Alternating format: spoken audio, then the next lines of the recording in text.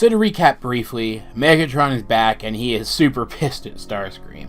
Opening up this episode, we see that he didn't kill Starscream, which may seem like a mistake, because that's the same kind of thing that OG Megatron used to do, and Starscream would just come back and betray him harder next time. But he did beat Starscream down pretty bad, very literally reversing their situation, putting Starscream into the medical bay where Megatron was until just a couple days ago. And while he does turn his back on and then walk away from Starscream, leaving him there alive with his back exposed, you never get the sense that he's at risk of Starscream stabbing him in it.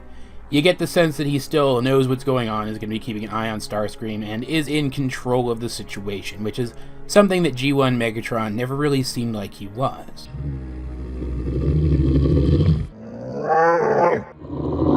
Anyway, Starscream clearly didn't learn his lesson, so he does try to betray Megatron again immediately, and also tries to just do the exact same thing that Megatron himself was going to do. Because remember, he still has that shard of Dark Energon that he took out of Megatron. He can still use that as a weapon the same way that Megatron tried to use it as a weapon against the Autobots. But there is one flaw in this plan. In order to make that work, you have to be able to control the Dark Energon, and Megatron was only able to control the Dark Energon because he's Megatron. Starscream is not Megatron. He's lucky that when he infuses that Dark Energon into his body, it doesn't just burn him up completely right away. Not only that, but he tries to reuse one of his own plots. He goes back and he takes half of the chunk of Dark Energon and infuses it into himself, and he uses the other half to try to resurrect Skyquake, a character who already made a fool of him once, by first not listening to him and then getting himself killed when he was supposed to be Starscream's new right-hand man. Not only that, but he doesn't consider that by now the Autobots would be able to track Dark Energon signals, so they know exactly where he is as soon as he starts doing this. They don't know that it's him, they expect that it's Megatron, but that's just worse for him because they bring tough enough guys to deal with Megatron. Once again, Starscream is super lucky here that the Autobots didn't come out of their ground bridge, blasters firing, thinking that Megatron was on the other end. Starscream in this episode was only saved from his own stupidity by the fact that he got lucky a couple of times. And in either case, he still didn't come out of this unscathed. He got his arm shot off in the process, forcing him to have to retreat back to the Nemesis. Though this is when the main plot of the episode gets going. So far, we've been following the B plot of the episode, and it's been interesting enough. In fact, I think it's the more interesting part of this episode, but it's not really the driving force of the rest of the episode. You can see, and of course this is what happened, when the Autobots bridged to Starscream's location, Miko ran after them and the other kids ran after her to try to stop her, and she even went so far as to drop her phone on the way through the ground bridge, so she doesn't even have that. So if they hadn't gone with her,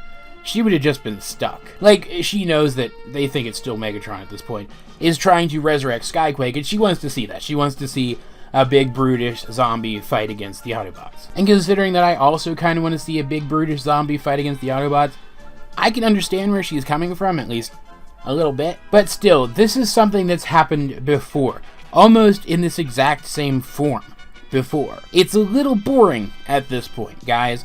Try to find new ways to drive your plot forward, please. But it does still put the kids in an interesting situation, which we do get to follow for the rest of the episode, so it's okay. For now, it does get progressively more annoying as it keeps happening later, but for now, it's fine. What ends up happening is the Autobots call a ground bridge to send the kids back to the base at the same time that Starscream calls for his bridge back to the Nemesis, and the two bridges cross each other and they end up sucking the kids and Skyquake into an alternate dimension where they can still see and in limited ways interact with the environment around them, but the people in either dimension can't interact with each other or communicate. The kids are basically out of phase, like Geordi LaForge and Ro Laren from that classic Star Trek The Next Generation episode that no one except me remembers. And this is cool. It gives the Autobots a good opportunity to once again show that they have decent deductive skills and they can handle absurd problems as they come to them. And it also gives the kids an opportunity to show that they can handle themselves against these giant robots. As I mentioned, Skyquake ends up out of phase along with them,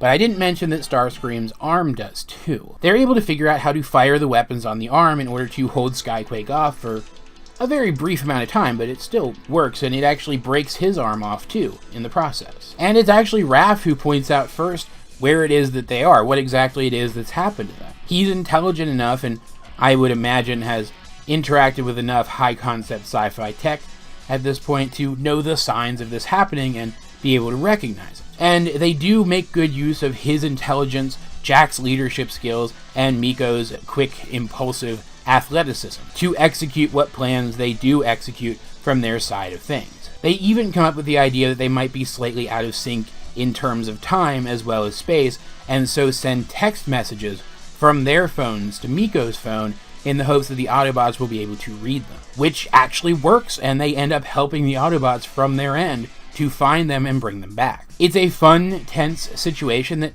could have been more fun and more tense, but was still perfectly entertaining, and it was interspersed by more instances of the A-plot of Starscream being utterly humiliated, which is, of course, lots of fun. With his arm gone, he goes back to Knockout, in secret, of course, because he doesn't want to be humiliated by everyone finding out that he lost his arm. And poor Knockout, he seems to genuinely care about Starscream's well-being, and Starscream's just a jackass to him through this entire plotline. And Starscream's entire situation ends up being a pretty decent comedy of errors. An error put him in this situation in the first place. And then at each stage, as he attempts to replace his arm, he ends up humiliating himself further in one way or another. I've made a terrible fool of myself, which isn't unusual. Culminating in him getting decked by a severed arm. It's so perfect. Like, at this point, I can't imagine a place for Starscream to fall further to anymore. He's at pretty much the lowest point he can be at, which makes an interesting villain even more interesting, and they got him there in a very comedic way. I liked it a lot. Not to mention that the episode included some neat references. At one point, Knockout recommends that Starscream replace his arm with one equipped with a Null Ray, which is Starscream's classic G1 weapon, and the weapon most associated with him throughout all of Transformers continuity. It's like his signature thing. The missiles that he uses in this show are a huge departure from that, actually. And the kids picking up Starscream's arm and using the weapons on it against the Transformers, that's a nod directly to some similar scenes in the Generation 1 cartoon. But I have some nitpicks here, too. The technobabbly science behind the Shadowzone, the alternate dimension that the kids ended up in which Skyquake, the zombie Skyquake, is left stuck in at the end of the episode, was particularly bad. It didn't make a whole lot of sense. They could have very easily just explained it away by saying that the kids were out of dimensional phase with the Autobots and left it at that. But they tossed another term into the word salad here or there until it stopped making any sense at all. Like I mentioned earlier that Raph suggests that maybe they're out of phase in terms of both time and space, which is just my best interpretation of what was actually happening. What he actually said is that they're actually moving at hyperspeed, which makes no sense because we saw them right next to the Autobots earlier, and the Autobots were moving at the same speed that they were. We also get a scene here of Miko learning the same lesson that she's already learned before, and I don't get the sense that it stuck any more here than it did the last time that she learned it. Honestly, I don't know. Like I said, these are nitpicks. Neither one of them is the end of the world or anything, but I would have preferred to see more consistency in the fake science of the episode. And I don't like that this episode left me feeling that the writers on this show just still don't know what to do with the kids at this point. Like, they know where the kids fit into the climax of a plot, but they don't really seem to know how to get them to that climax yet. But we're going to talk about the kids a lot more as this review series goes on in more detail and more situations